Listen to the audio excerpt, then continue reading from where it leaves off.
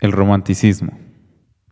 El romanticismo es un movimiento artístico e intelectual que se implanta a finales del siglo XVIII. Surge en el Reino Unido, aunque recibe el impulso final y se consolida como reacción en Alemania. Nace como reacción contra el neoclasicismo y los principios de la Ilustración, contra la fuerte imposición del racionalismo, y se supone una exaltación de la libertad y la exaltación que se suponen una evasión y romper con las imposiciones. En España, el romanticismo es más tardío, se impone en 1810 y está relacionado con la evolución cultural y política. Busca sus raíces en Inglaterra y Alemania. Contexto histórico. A finales del siglo XVIII se produce en Europa una serie de acontecimientos revolucionarios que marcan el inicio del nuevo orden social. La revolución industrial asentaba los ideales y significaba el auge burgués. La americana creaba los derechos individuales y la francesa proclamaba la libertad, igualdad y fraternidad de los pueblos. El romanticismo supuso el fin del orden clásico, sobre todo en la cuestión perspectiva. Acabó con la monarquía absoluta, con la razón y la regla. Creó una nueva escala de valores donde predominaba el yo en detrimento de la realidad exterior. Se produjo una supremacía de lo popular, lo que implicaba un rechazo del neoclasicismo que ahogaba por el estilo elitista. Se encuentra un fuerte componente nacionalista en contra de las actitudes universales de los ilustrados. Por otro lado, la mayoría de los autores románticos reivindicaron el cristianismo frente al paganismo grecolatino. Características. Técnicamente, se aparta de las reglas, busca el movimiento y da al color un valor casi simbólico. Se plasman los sentimientos del autor. El romanticismo se manifiesta ilustrando las ideas expresadas a través de la Revolución Francesa, la libertad en todos los niveles como la máxima expresión de este movimiento y nacionalismo. Valor del individuo. De acuerdo con estos ideales, los románticos vuelven a la Edad Media y se rebelan contra las imposiciones contemporáneas. Reacciona también contra la industrialización y promueve la naturaleza en paisajes y animales. La búsqueda de lo divino. Lo exótico en el recuerdo de un pasado glorioso y misterioso, desde Grecia hasta la Edad Media, especialmente el gótico. Una geografía en expansión donde se incluye el mundo desconocido de África del Norte y el de las tierras salvajes. En los ambientes y paisajes, la fantasía y sobre todo el drama, con la obsesión de la muerte, la noche y las ruinas. La descripción de monstruos y criaturas anormales. Lugares y ambientes oscuros. Arte. Pintura. Se produce con entusiasmo y acoge una gran variedad de temas. Lo religioso se encuentra en la obra de los pintores ingleses y alemanes. El sentimiento místico es intenso, mas la intención educativa se ha perdido. Lo social es omnipresente. Se observa, por ejemplo, en la pintura francesa con el entusiasmo revolucionario de Delacroix y en las ironías de Goya en España. La naturaleza aparece misteriosa, tanto en su violencia como en su paz. Los animales domésticos, caballos o exóticos, tigres, se hacen un lugar. La Edad Media y el misterio del Oriente, África del Norte, introducen temas nuevos. En cuanto a la manera de trabajar, la composición se subordina a la vitalidad y el color se carga de valores simbólicos.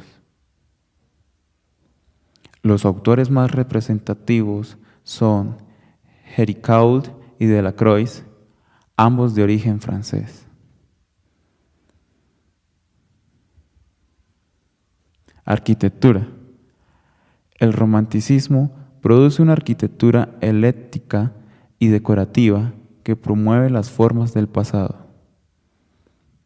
Además del gótico, varios estilos vuelven a la moda.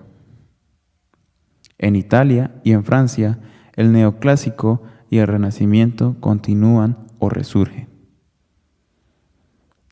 Hacia mediados del siglo XIX, reaparecen las formas del barroco en edificios como la Ópera de París y luego la de México. Finalmente, la incorporación del hierro en la construcción genera una estética nueva. Se emplea como refuerzo del concreto, la Estatua de la Libertad, o solo como la Torre Eiffel. Escultura. La escultura romántica no es tan productiva como la pintura o la arquitectura. Se caracteriza por su energía y su dinamismo. 3 artistas franceses merecen ser recordados: Rude, Barye y Capers.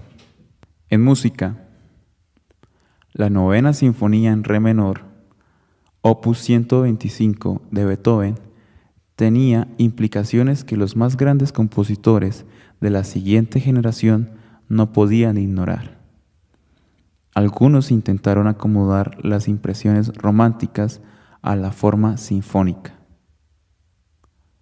Félix Mendelssohn dio rienda suelta a su gusto por los viajes en sus sinfonías escocesas e italiana. Schumann fue capaz de escribir sinfonías que describían el esplendor de la primavera en el Rin. Aunque estos ejemplos ampliaron el alcance de la forma sinfónica, no supusieron su ruptura. Otros compositores sintieron que después de la novena, el compositor romántico debía buscar caminos nuevos para la música sinfónica. Para Hector Berlioz, la respuesta estaba en las llamadas sinfonías dramáticas, que aportaban ideas desde fuera de la música y se conformaban según la disposición individual. Una de las características del romanticismo en la música es que cada tarea artística requiere una forma nueva e irrepetible. Para los jóvenes románticos, William Shakespeare era el símbolo de la libertad frente a las limitaciones del drama clásico francés, y Berlioz se sintió animado a responder con una forma musical próxima a la novela en Harold en Italis, en 1834. En esta sinfonía, basada en otra figura romántica, la de Lord Byron, un solo de viola deambula por un paisaje y unos escenarios característicos del romanticismo. El instrumento personifica a un Byron romántico libre de las restricciones clásicas, pero al mismo tiempo aislado y prendado de la melancolía que encarna el sonido de la viola. Romeo y Julieta toma el modelo de Shakespeare con libertad para definir una estructura sinfónica que utiliza la idea de la novena sinfonía de incluir voces para articular la esencia del drama, aunque de hecho confía la escena de amor a la orquesta sola. Propiedades principales de la música romántica: abundancia de alardes técnicos y virtuosismo, melodías bellas y apasionadas. A veces poseen la incorporación de giros melódicos procedentes de la música tradicional o popular. Empleo muy flexible del movimiento y la pulsación que provocan una sensación de vaivén.